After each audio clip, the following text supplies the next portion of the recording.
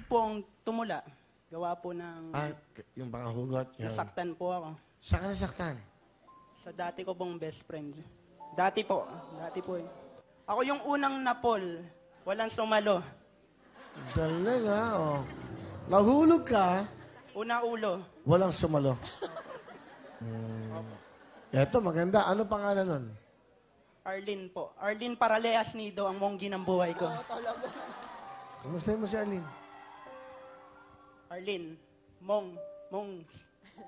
monggi, bungal, budang. Mahal na mahal kita. Sana lagi kang mag-iingat dyan. Kahit wala ako sa tabi mo, sana maramdaman mo yung presensya ko. Dahil ikaw yung taong walang presyo pero may halaga. Love you. Yan ang mga hugot. Siya yung babaeng talagang nag-inspire sa akin para gumawa ng tula. Sinaktan niya man ako nung una, pero bumawi naman siya. Pinasaya niya ako. Siya yung naging sandigan ko sa lahat ng lungkot, ligaya. Sinamahan niya ako kung anumang bagyo yung dumating sa buhay ko. Kaya, super thankful ako. Bukod sa nanay ko, thank you, Nay. Thank you, Monggi ng buhay ko. Ano pa yung mga pwede namin madinig na ganyan? Ano pa? Parang, kunyari, ikaw ay isang parang... Ikaw yung jeep. Oh. Ako yung pasaherong laging naghahabol. Parang asong laging tumatahol. Oh. Ikaw yung jeep na kapag napuno na, ay iiwan na lang ako bigla. Pero mahal, dahil sanay na akong maiwan, hindi na ako nabigla. Alam kong sa choices mong all of the above, ako ay none of the above. Oh. Ako yung taong maraming talento.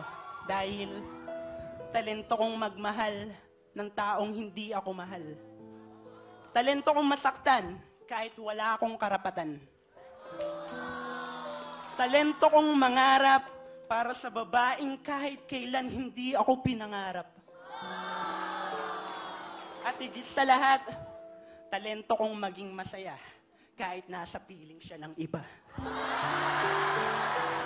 Julius, etong entabladong to, sa bawat matang manonood sa'yo, hindi lang isa, kundi milyong-milyong mga mata ang makikinig at titingin sa'yo. Ito po, si Julius, ang ating bisitang may hugot.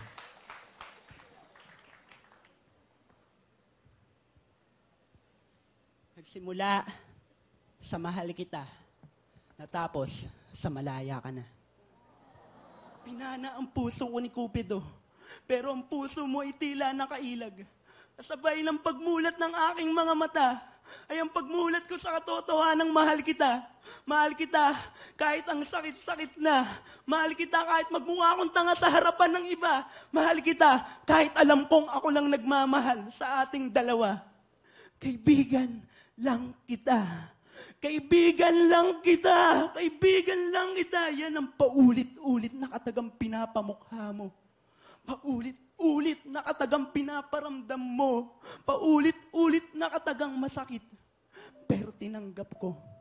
Pero mahal, sa kabila ng lahat, isang araw lang ang hinihiling ko na sana sa muling pagbabalik mo ay masabi ko sa iyong nakamove on na ako.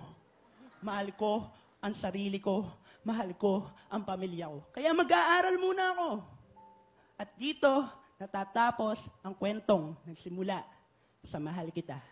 Natapos sa malaya ka na. Thank you.